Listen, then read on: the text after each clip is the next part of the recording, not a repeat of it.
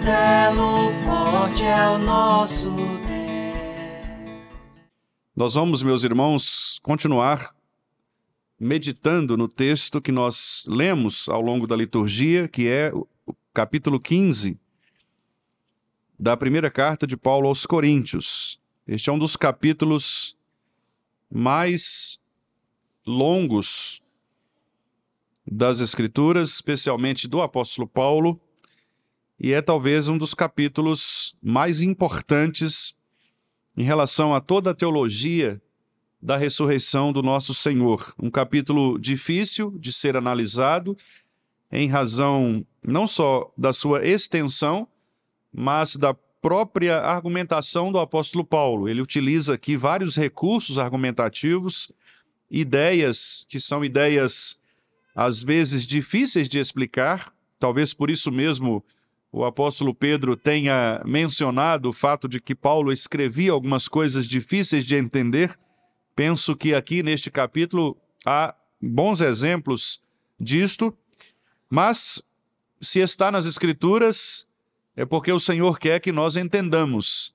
E para isso precisamos também contar com o auxílio do Santo Espírito de Cristo para iluminar os nossos corações e assim nos fazer entender o verdadeiro sentido da ressurreição de Cristo a partir deste belíssimo capítulo que nós tivemos a oportunidade de ler e que agora vamos expor algumas de suas partes.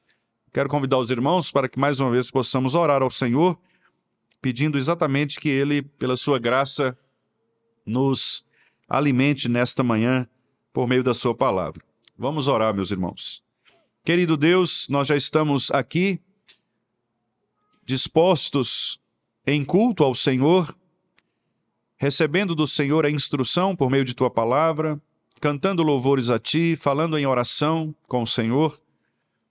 E agora, de maneira, ó Deus, especial, nós vamos meditar na Tua palavra para extrairmos dela, por meio da revelação do Teu Santo Espírito, aquilo que o Senhor quer que de fato entendamos acerca deste mistério glorioso da ressurreição do Teu Filho Jesus Cristo, tendo vencido a morte e desta forma aberto diante de nós as portas do paraíso para que pudéssemos retornar àquele lugar de onde um dia saímos em razão da nossa obstinação, da nossa teimosia, do nosso pecado, e que agora, ó Deus, estamos sendo novamente atraídos por Ti mesmo, para que possamos usufruir mais uma vez daqueles santos benefícios de gozar a nossa vida em Tua santa presença. Pedimos-Te, portanto, Senhor, que as verdades deste capítulo possam entrar em nossos corações e mentes, e que possamos ser alimentados nesta manhã por esta preciosíssima verdade de Tua palavra, que é o fato de que Jesus Cristo ressuscitou de entre os mortos, e Ele fez isso para garantir-nos a salvação e uma nova vida, dar sentido à nossa vida, aquela vida que havia se perdido, que havia se tornado inútil e que havia se concretizado em morte, mas que agora, em Cristo, nós renascemos, ressuscitamos para o Senhor.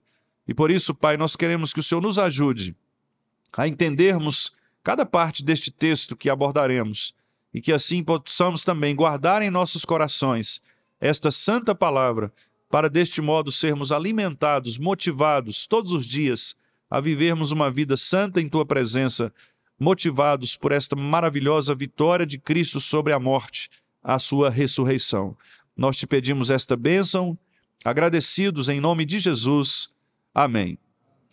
Meus irmãos, nós já fizemos a leitura do texto ao longo da liturgia, então, apenas por uma questão de economia de tempo, eu não farei novamente a leitura do texto.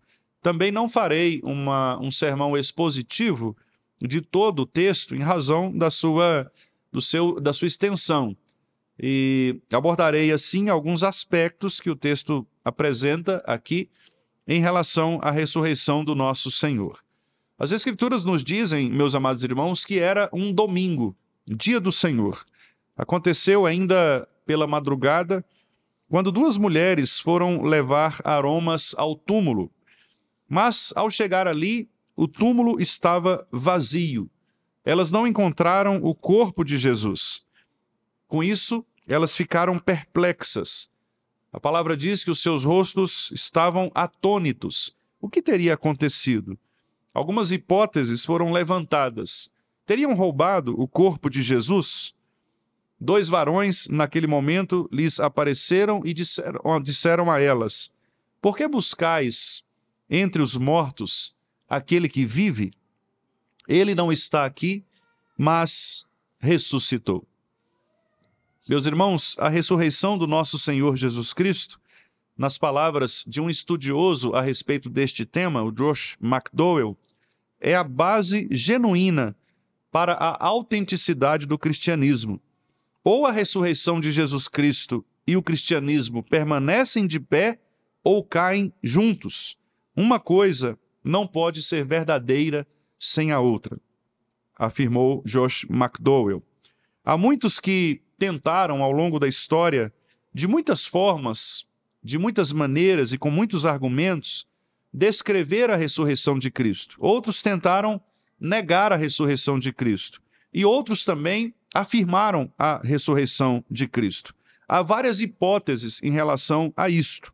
Entretanto, meus amados irmãos, todos estes caminhos humanos que tentam responder à ressurreição de Cristo, elas de fato não respondem satisfatoriamente a este evento histórico mais importante e decisivo de toda a existência humana: Cristo ressurreto. Qual é, então, o verdadeiro sentido desta ressurreição? Quais são as implicações deste evento para a nossa vida hoje? O que significa crer com o coração que o Filho de Deus deixou os mortos, venceu a morte e tornou a viver? Essas são perguntas muito importantes, e tão importantes elas são, que foram exatamente tratadas pelos apóstolos e de maneira específica pelo apóstolo Paulo neste capítulo, bem como também pelos nossos irmãos ao longo da história da igreja, quando nos documentos de fé, nos símbolos de fé, expuseram a respeito desta doutrina, a doutrina da ressurreição do nosso Senhor. Este capítulo 15, meus amados irmãos, como eu disse, é o grande tema da primeira carta de Paulo aos Coríntios. É o último e talvez o grande tema da primeira carta. Paulo aqui, ele discorre de maneira eficaz e veemente a respeito deste tema da ressurreição do nosso Senhor. Alguns coríntios, eles haviam, ao longo da sua trajetória cristã até aquele momento, haviam negado a ressurreição. Nós podemos ver isto, por exemplo, no versículo 12, quando Paulo aqui diz: ora, se é corrente pregar-se que Cristo ressuscitou dentre os mortos, como, pois, afirmam alguns dentre vós que não há ressurreição de mortos? Observem que aqui Paulo diz que eles mesmos, porque ele usa a expressão dentre vós. Portanto, havia pessoas ali dentro da igreja que negavam a ressurreição de Jesus Cristo. Por isso, este capítulo se torna ainda mais importante, porque ele considera que mesmo dentre os cristãos havia aqueles que, no período inicial da igreja, do cristianismo, desconfiavam e negavam a ressurreição do nosso Senhor. E por isso Paulo, então, ocupa boa parte do último capítulo desta primeira carta para expor este tema maravilhoso. E o texto, nós podemos dividi-lo da seguinte maneira. Na primeira parte, que vai do versículo 1 até o versículo 11, Paulo aqui afirma que a pregação do Evangelho de Jesus Cristo, ela é sustentada e arraigada na ressurreição. Ele, portanto, tenta resgatar nas mentes dos coríntios aquilo que ele mesmo havia entregado a eles por meio da pregação da ressurreição de Cristo, fundamentando-se dessa maneira na própria essência do Evangelho. Observem, por exemplo, irmãos, os versículos 1 e 2. Paulo diz: irmãos, venho lembrar-vos. Se ele usa o verbo lembrar-vos, é porque ele considera que aqueles irmãos já sabiam o que era o Evangelho. Mas muito embora, meus amados irmãos, nós saibamos verdades a respeito de Cristo, nós precisamos nos lembrar delas constantemente, porque a nossa mente pecaminosa tende a afastar da memória aquelas coisas que são verdadeiras e úteis para nós. O pecado tenta abafar a verdade de Cristo. E por isso Paulo diz: quero lembrar-vos, venho lembrar-vos. O quê? O evangelho que vos anunciei, o qual recebestes e no qual ainda perseverais. Aqueles irmãos, portanto, eles sabiam que a pregação do apóstolo Paulo estava fundamentada nesta verdade evangélica da ressurreição de Cristo. Também Paulo cita nessa primeira parte o testemunho coletivo de várias pessoas, versículos 3 a 7, quando Paulo diz que Cristo, ele ressuscitou de entre os mortos, ele foi sepultado, versículo 4, mas ele ressuscitou ao terceiro dia, isto segundo as Escrituras. Paulo está querendo dizer que a ressurreição de Jesus foi o cumprimento de profecias do Antigo Testamento. As Escrituras aqui se referem ao Antigo Testamento. Então, Cristo ressuscitou conforme havia sido pregado pelos profetas. Portanto, ele cumpriu a missão do Pai. E Paulo, então, utiliza aqui o argumento histórico para dizer que ele foi visto por mais de 500 irmãos, depois de ter sido visto por Pedro, Cefas, depois os 12, e mais de 500 irmãos. Depois Tiago, versículo 7. Paulo utiliza, portanto, o argumento do testemunho coletivo e do testemunho pessoal, porque agora nos versículos 8 a 10, ele fala a respeito de si mesmo. E afinal, depois de todos, foi visto também por mim, como que um nascido fora de tempo. Aqui Paulo está se referindo àquele episódio no qual Cristo ressurreto apareceu a ele na estrada de Damasco, trazendo a ele a sua conversão. Portanto, nessa primeira parte, nós temos aqui o argumento histórico do apóstolo Paulo, a base da nossa doutrina. E, meus amados irmãos, por isso é muito importante que nós valorizemos a nossa história, as nossas confissões, os nossos credos. Observem que o que Paulo faz aqui num primeiro momento é exatamente levantar a história como principal argumento da ressurreição de Cristo. Não a experiência, mas a história, os fatos, os eventos, o credo, aquelas coisas que eles haviam recebido por meio da pregação da palavra. A segunda parte, que vai do versículo 12 até o 19, Paulo mostra agora as consequências de se negar a ressurreição de Cristo. O que acontece quando alguém nega a ressurreição de Cristo?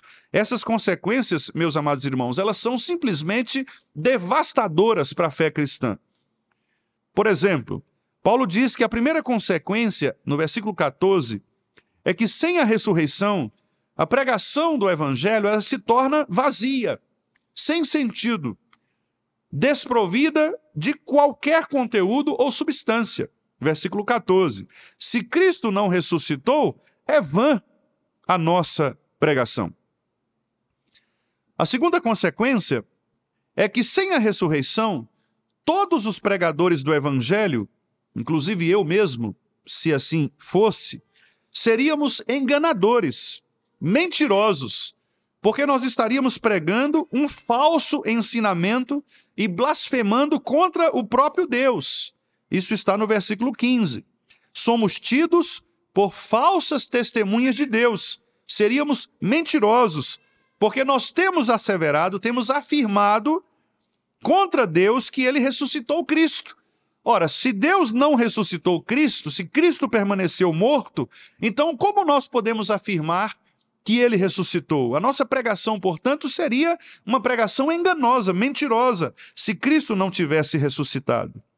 A terceira consequência grave de se negar a ressurreição é que sem a ressurreição não faz qualquer sentido crer. Portanto, a fé, ela se torna absolutamente imprópria, improdutiva. A fé se torna fruto de ilusão e de devaneio. E nesse caso nós teríamos de concordar com os filósofos materialistas e existencialistas, por exemplo, que dizem exatamente isto, que a nossa crença, que a nossa fé, que a nossa religião é uma ilusão, é um devaneio.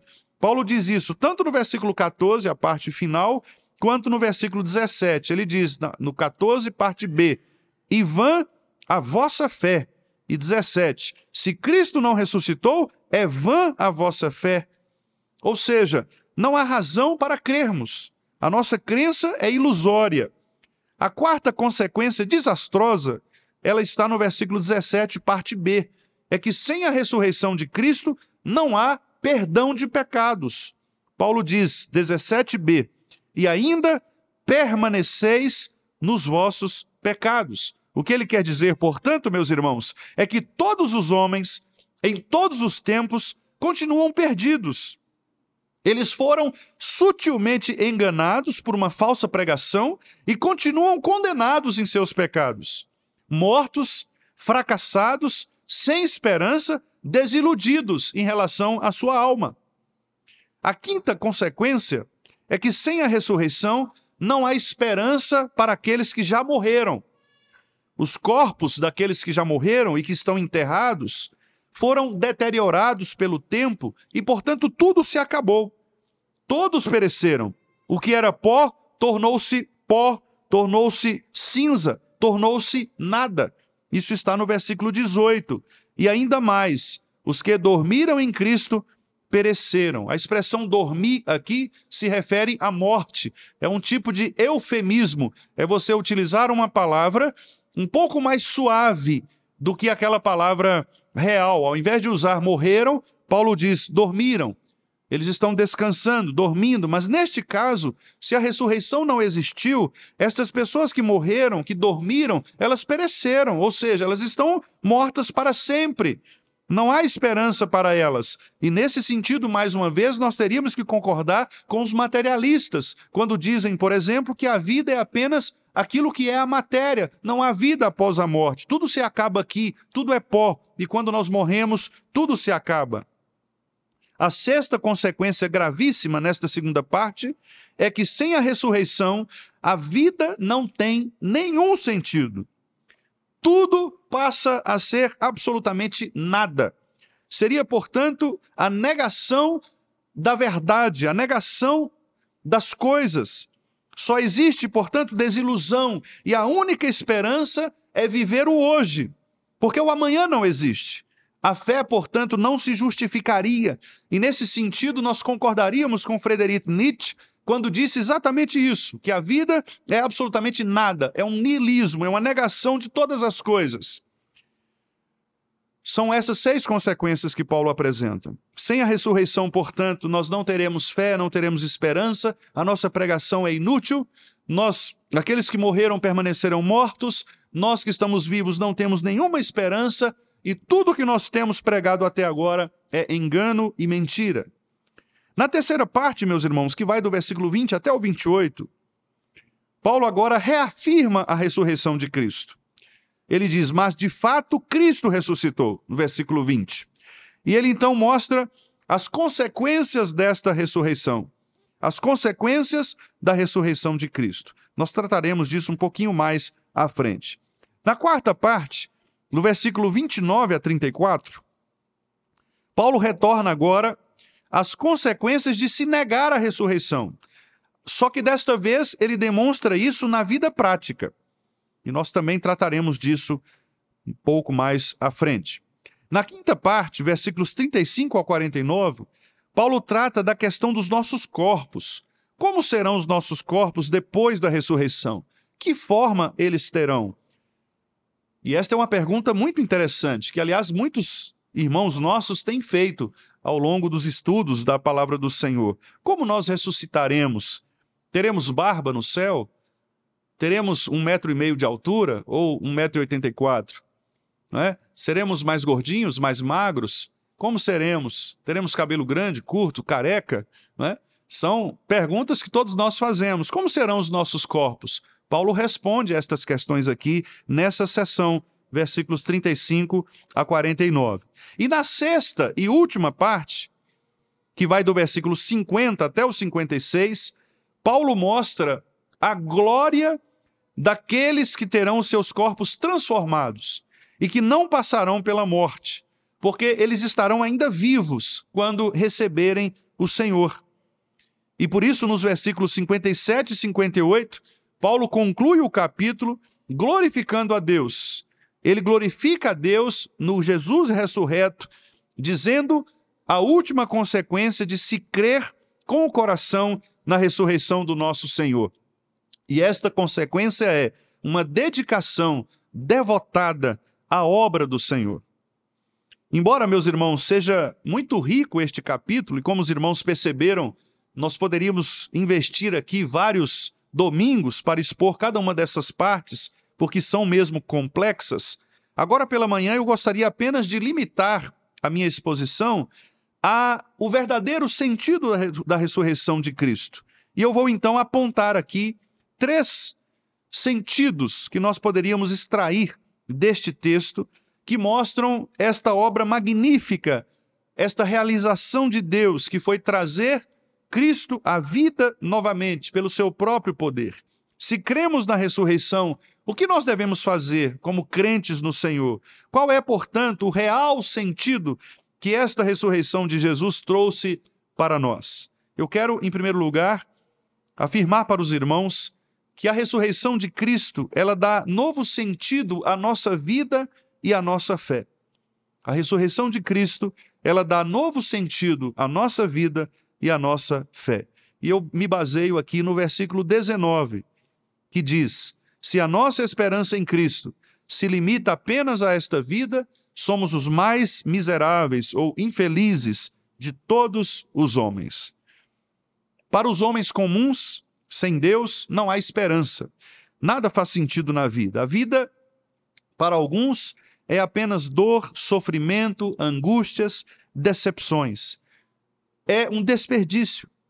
E Paulo está mostrando aqui que a fé destas pessoas que depositam sua confiança apenas nos argumentos desta vida é uma fé que de fato não faz sentido. Porque é como se não crer fosse melhor do que crer. Os incrédulos, nesse caso, seriam muito mais felizes ou estariam em uma situação muito melhor do que a nossa. Porque a nossa fé, nestas circunstâncias, seria como uma espécie de demência. Uma demência total. Seria uma insanidade. Seria uma irracionalidade até. Poderíamos pensar aqui em algumas posições filosóficas e até mesmo religiosas, como, por exemplo, os existencialistas ou os epicureus, que foram grupos de pessoas com quem Paulo tratou. Para os existencialistas, por exemplo, a vida após a morte é apenas fantasia. É fruto de uma solução inventada pelos homens com o único objetivo de dar um fim necessário e menos traumático à existência humana. Os existencialistas acreditam que quando nós criamos esta ideia de que há uma vida após a morte, isto é apenas uma maneira de confortar os nossos corações das angústias que nós vivemos nesse mundo e nos nossos dias. Seria um consolo, um falso consolo, é verdade, mas algum consolo que traria às pessoas algum tipo de resposta para os seus momentos de traumas. Para os epicuristas, aquele grupo com quem Paulo conversou, a vida deve ser vivida agora e com muito prazer. A vida, portanto, para os epicureus só tinha um sentido se fosse muito bem aproveitada nos prazeres da carne, nos prazeres que o mundo oferece. Depois, nada existe, nada vale a pena. Nós conhecemos esta filosofia muito próxima de nós, na nossa literatura, especialmente na literatura barroca, quando os barrocos, por exemplo, defendiam a ideia do carpe diem, que é aproveite o dia, porque a noite é outra coisa. Viva o agora, viva este momento. Esta, portanto, é a máxima daqueles que querem desfrutar de prazeres momentâneos desta vida. E aqui Paulo, então, anuncia o que estas pessoas, ou como elas vivem. Paulo diz: comamos e bebamos, que amanhã morreremos. Esta é a filosofia destas pessoas que, de fato, acreditam que somente esta vida material vale a pena. Aliás, comamos e bebamos, que amanhã morreremos, era um provérbio utilizado pelos epicureus. E Paulo aqui faz uma transcrição deste provérbio, exatamente para mostrar que a filosofia cultural da época, a maneira de pensar da época, era uma maneira contrária àquela da palavra do Senhor. Paulo recorre aqui, meus irmãos, no versículo 32, a parte B, quando ele diz assim: se os mortos não ressuscitam, comamos e bebamos, que amanhã morreremos. Aqui ele faz uma relação também com o texto de Isaías, profeta Isaías, capítulo 22, versículo 13, quando ali, no caso, o quadro descrito é de afastamento e de indiferença do povo de Israel da santidade de Deus. Naquele caso, do profeta Isaías, o contexto retrata uma época em que os homens estavam completamente ignorantes quanto às palavras do Deus vivo.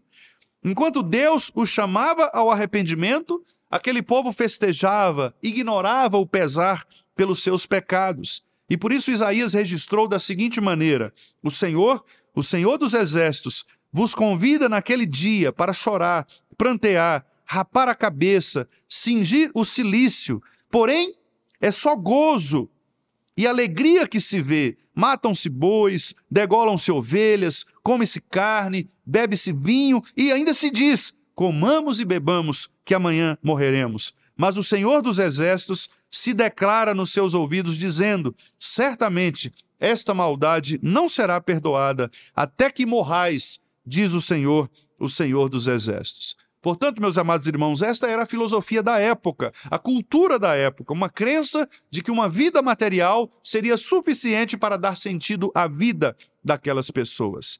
Todavia, meus amados irmãos, é a ressurreição do nosso Senhor Jesus Cristo que, de fato, dá novo sentido à nossa vida e à nossa fé. O argumento de Paulo é: se Cristo de fato ressuscitou dentre os mortos, nós crentes podemos ter a certeza de que a nossa esperança não se limita a esta vida. Portanto, nós não somos materialistas. Um exemplo disto que nós temos foi Estevão. Estevão foi um exemplo claro dessa preciosa verdade. Cristo ressurreto apareceu a ele, a fim de que o temor da morte, naquele momento, sob perseguição, fosse vencido pela esperança e certeza da vida. Vemos lá em Atos capítulo 7, versículos 55 a 56, quando Lucas registrou o seguinte: mas Estevão, cheio do Espírito Santo, fitou os olhos no céu e viu a glória de Deus, e Jesus, que estava à sua direita, e disse: eis que vejo os céus abertos e o Filho do Homem em pé à destra de Deus. Meus irmãos, neste caso aqui, de fato, a esperança venceu o medo. A fé foi maior que a morte. Por isso, todos nós devemos ter a convicção firme e inabalável de que Jesus está conosco sempre, pois foi o que ele nos prometeu. Ele não nos abandonou. Ainda que os montes caiam sobre nós, ainda que os ventos de doutrina cerquem a igreja, nós podemos ter a certeza em Cristo, por sua ressurreição, de que as portas do inferno jamais prevalecerão contra o povo do Senhor. Vivemos aqui neste mundo, meus amados irmãos, não porque somos materialistas, mas vivemos aqui como se já estivéssemos no céu. O crente, portanto, tem a perspectiva da esperança que transcende o olhar do instante, do momento, e nos faz caminhar pensando sempre nas coisas do alto, onde Cristo vive assentado à direita de Deus. Por isso, a grande pergunta que todos nós devemos fazer é: cremos de fato nisto? Como está a nossa vida em relação às coisas deste mundo? Nós fixamos os nossos corações nas coisas materiais. Nós queremos conquistar as coisas materiais como se o nosso mundo fosse este. Queremos construir, comprar, consumir, viver o material, pensando que é o material que vai satisfazer os nossos vazios existenciais. Não é isto que Paulo está dizendo.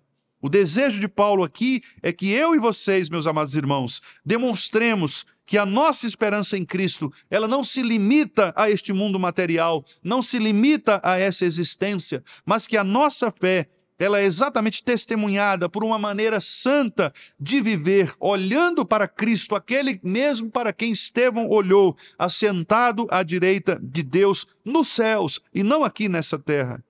A ressurreição de Cristo, portanto, altera o nosso olhar sobre a vida.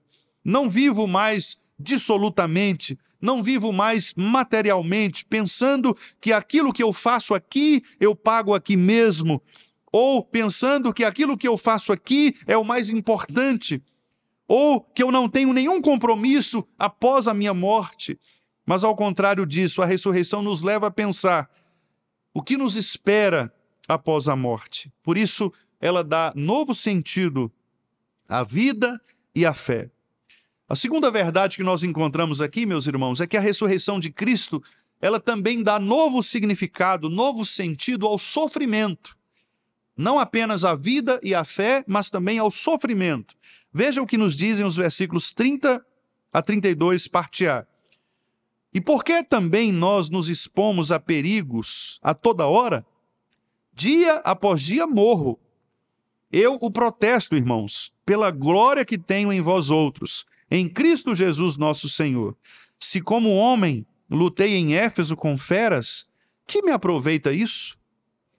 Meus irmãos, o argumento do apóstolo Paulo é que se não houvesse ressurreição, de que valeria sofrer pelo nome de Cristo? Paulo questiona isso e argumenta com os coríntios como se dissesse: vocês acham que eu sofreria tudo o que eu sofri por nada? Vocês acham que eu seria louco a ponto de entregar minha própria vida, ser preso, ser brutalmente espancado por nada? Para Paulo, portanto, não há sentido algum sofrer por aquilo que não se crê de verdade. Seria absolutamente inútil, fútil abandonar qualquer conforto desta vida para entregar-se à morte por uma causa mentirosa.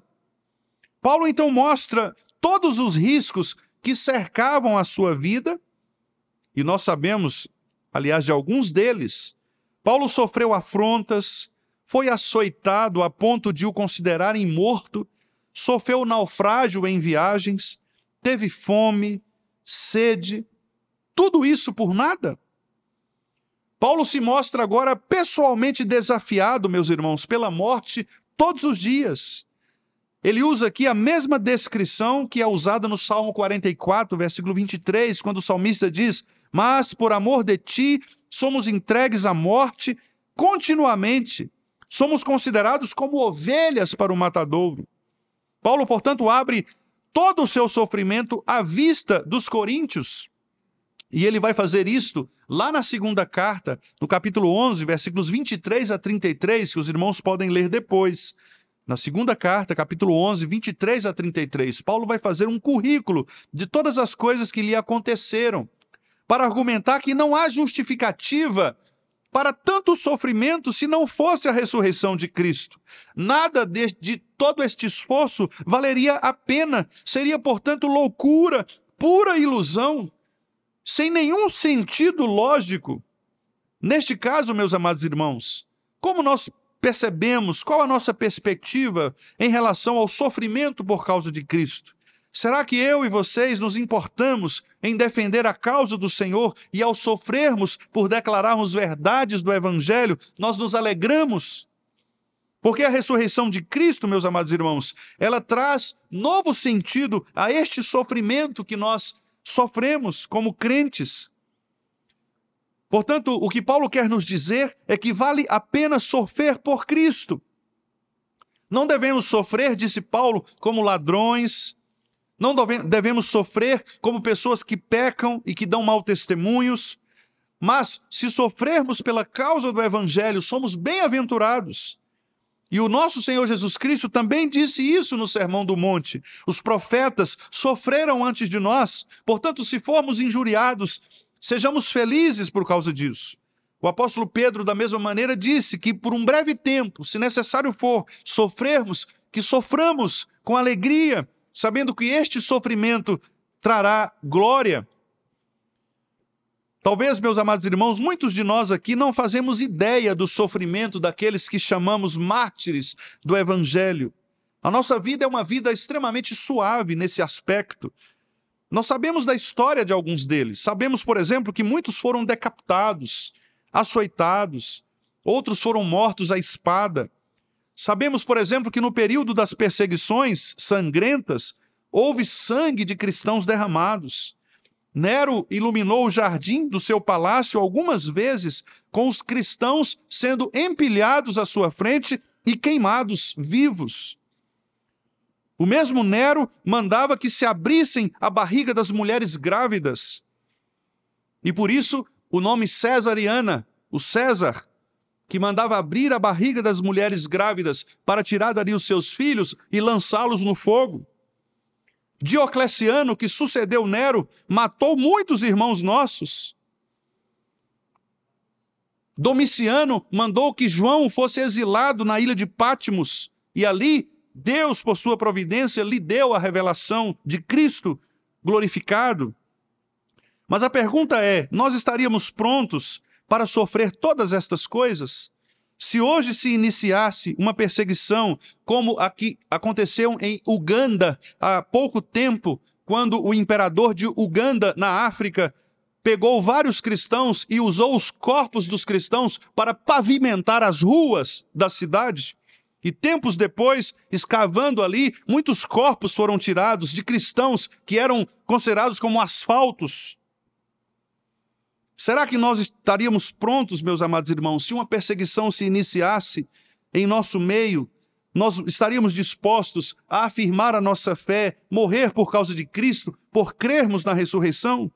Nós temos a certeza, de fato, de que Cristo é poderoso para nos ressuscitar no último dia, assim como Abraão teve esta certeza ao entregar Isaque para ser imolado, quando ele disse, eu fiz isso porque eu tinha certeza de que Deus era poderoso para ressuscitá-lo no último dia. A ressurreição de Cristo, meus irmãos, dá novo significado ao sofrimento. Sofrer por Cristo torna-se um prazer para o cristão.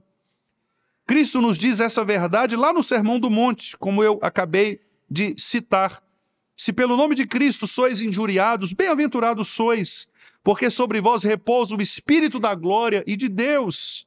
Não sofra nenhum de vós como assassino, ladrão, malfeitor, ou como quem se intromete em negócio de outrem, mas se sofrer como cristão, não se envergonhe disso, antes glorifique a Deus com esse nome.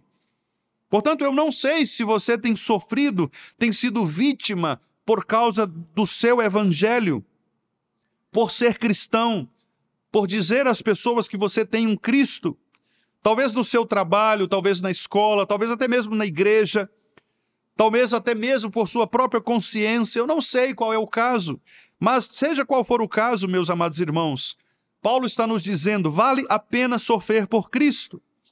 Vale a pena carregar as marcas do Evangelho de Jesus Cristo. Se o seu coração o faz pecar e negar a Cristo, não obedeça o seu coração, obedeça a Cristo, porque vale a pena sofrer pelo nome do nosso Senhor. É o que Paulo está dizendo aos Coríntios. Dia a dia eu morro, e por isso eu protesto, irmãos, pela glória que tenho em vós outros, em Cristo Jesus nosso Senhor. Eu sofri, mas sofri porque cria na ressurreição. E por último, meus amados irmãos, a ressurreição dá sentido à vida, à fé, ao sofrimento e também a ressurreição de Cristo traz novo significado, novo sentido ao nosso trabalho, naquilo que nós chamamos obra do Senhor. E isto está no último versículo deste capítulo, versículo 58, quando Paulo diz, portanto, meus amados irmãos, sede firmes, inabaláveis, sempre abundantes na obra do Senhor, sabendo que no Senhor o vosso trabalho não é vão. A decorrência, meus irmãos, natural e lógica daquilo que Paulo já descreveu ao longo deste capítulo é que sem a ressurreição não haveria nenhum sentido nós trabalharmos naquilo que se chama obra do Senhor Jesus Cristo. Não haveria sentido trabalharmos na causa do Senhor. Trabalharíamos em vão se não houvesse um Cristo ressuscitado dentre os mortos. Mas Paulo declara que o nosso trabalho deve permanecer firme, inabalável, constante, porque Cristo ressuscitou. Mas o que isso tem de especial, poderíamos perguntar? Paulo não tinha aqui, meus irmãos, apenas o propósito de repetir a verdade que nós já sabemos, de que trabalhar no Senhor vale a pena. Mas o objetivo real do apóstolo Paulo aqui é mostrar e nos convencer de que nós podemos trabalhar para o Senhor, porque Ele tem reservado para cada um de nós no céu um lugar. Esta é a perspectiva da esperança. Este é o maior anúncio. Cristo nos dará o prêmio de todo o nosso esforço e nos recompensará na sua glória. Nada, portanto, é em vão no reino de Deus. Tudo aquilo que envolve o reino do Senhor, o seu evangelho, não é vão. Renovam-se, portanto, os ânimos daqueles que creem na ressurreição de Cristo, porque agora nós podemos investir todas as nossas forças na evangelização, na adoração, porque nós sabemos que é Deus quem nos dará o prêmio. Paulo mostra que esta preciosa verdade deveria inundar e inflamar os corações, trazendo das cinzas as chamas, aqueles corações dos verdadeiros crentes, de maneira que eles pudessem envolver toda a sua vida no trabalho, no reino do Senhor Jesus. Por isso Paulo exorta aqueles crentes a que permanecessem firmes, inabaláveis, porque Paulo sabia que o fundamento de tudo que nós fazemos é inabalável. É firme, porque este fundamento é Cristo. Cristo foi colocado como a pedra fundamental, a pedra que seria exatamente o alicerce de toda a igreja. Nós não estamos, meus amados irmãos, alicerçados numa areia. Nós estamos alicerçados na rocha, na pedra que é Cristo, a pedra angular. Não há, portanto, nenhum argumento para vacilarmos no nosso trabalho para o Senhor. Os crentes de Corinto não deveriam dar ouvidos às fábulas, a questionamentos infundados dos homens, nem a qualquer ventos de doutrina que porventura surgissem. Eles deveriam estar firmes no trabalho do Senhor, não obstante surgissem vários questionamentos a este respeito. Ainda que mentiras entrassem no meio da igreja, ainda que desânimos, pecados ou quaisquer outros obstáculos pudessem tentar atrapalhar o trabalho, eles deveriam resistir a tudo isso. Porque os crentes de Corinto, como nós sabemos, passaram momentos difíceis. Era uma igreja extremamente complicada. Havia problemas de imoralidade, relacionamentos sexuais imorais. Havia problemas de unidade, crentes divididos. A ceia do Senhor que eles faziam era uma ceia na qual eles brigavam. Cada um levava o seu próprio alimento, eles não se preocupavam uns com os outros. Havia crentes que levavam outros na justiça comum, para processá-los na justiça comum. E Paulo diz, não é possível que vocês não consigam resolver vocês mesmos os seus problemas, vocês têm que chamar um ímpio para resolver os seus problemas. Havia problemas relacionados aos dons, havia quem achasse que o seu dom era mais importante que o outro. Uns achavam que o dom de língua é que caracterizava o cristianismo. Outros achavam que o dom de pregação era mais importante. Paulo diz, meus irmãos, vocês estão brigando por aquilo que vocês, na verdade, deveriam somar uns aos outros para constituir um corpo que é de Cristo. Eles eram extremamente desunidos, vaidosos, soberbos. Pecavam contra o Senhor, meus amados irmãos. E mesmo assim, o apóstolo Paulo chama estas pessoas de irmãos. Mesmo assim, o apóstolo Paulo os considera crentes. E mesmo assim, o apóstolo Paulo diz que eles deveriam, portanto, arrepender-se de todas estas coisas. Focar naquilo que de fato fazia o sentido, que é a ressurreição de Cristo. Porque é a ressurreição de Cristo que transforma a vida, que fundamenta a fé, que substancia o sofrimento e que finalmente, como estamos vendo neste ponto, dá sentido ao trabalho para a obra do Senhor. Cristo havia, portanto, ressuscitado de entre os mortos para que houvesse na igreja esperança, para que eles pudessem olhar para frente, sair daquele estado de pecado, de letargia, de morte e se inflamarem para o trabalho de Cristo. Paulo ainda diz a eles, meus amados irmãos, que eles deveriam ser, além de firmes e inabaláveis, abundantes. A ideia do apóstolo Paulo é que aquele que crê na ressurreição de Cristo, ele é incansável. Ele é abundante, ele é incansável na prática do bem. Ele obedece a Cristo com o coração, e esta obediência faz com que ele inflame também todas as outras pessoas que estão ao seu redor. Porque quem crê na ressurreição de Cristo não se fixa neste mundo. Ele ignora as injustiças que lhe são cometidas. Ele não se fixa nos problemas que aparecem neste mundo, mas ele olha para frente, para o alto. Por isso nós cantamos com alegria, para frente e para o alto, a igreja sempre caminhando. E assim deve ser. Nós não devemos andar com os nossos rostos enterrados no chão, desanimados, cabisbaixos, arrastados.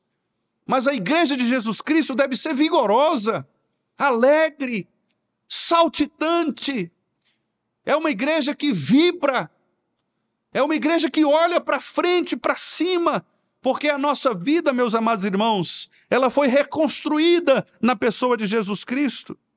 Por isso Paulo diz lá em Colossenses, capítulo 1, versículo 10, que os crentes devem viver de modo digno e para o inteiro agrado do Senhor, o que significa frutificar em toda boa obra e crescer no conhecimento de Cristo. O nosso trabalho, as nossas obras, a nossa obediência, portanto, devem partir, meus irmãos, de um coração renovado por essa esperança maravilhosa da ressurreição. Pois haverá um dia, meus irmãos, que nós nos encontraremos com Cristo no céu, com o nosso Senhor, com o nosso pastor. E nós devemos pensar naquele dia em que nós estivermos face a face com Cristo. O que nós teremos para oferecer ao Senhor? Por isso o salmista disse: que tenho eu neste mundo, nesta terra? Porque na verdade tudo que eu tenho em Ti, no Senhor. Porque a nossa satisfação, o sentido da nossa existência precisa estar no Cristo que vive. As Escrituras nos dizem também, meus irmãos, que os que tiverem feito o bem estarão juntos do Pai eternamente. Obviamente, a Escritura não defende uma coleção de méritos. Você não vai apresentar um currículo dizendo eu fiz isto, fiz aquilo, um relatório. O mérito que nós apresentamos é o mérito de Cristo. E é por isso mesmo que crer que Cristo vive faz toda a diferença na nossa vida. O crente que acredita verdadeiramente na ressurreição, ele é inflamado em seu coração para continuar firme, inabalável e abundante. Ele não desanima, ele não se sente desprezado pelas pessoas, ele não se importa com as críticas, ele continua andando, marchando. Diga aos filhos de Israel que marchem.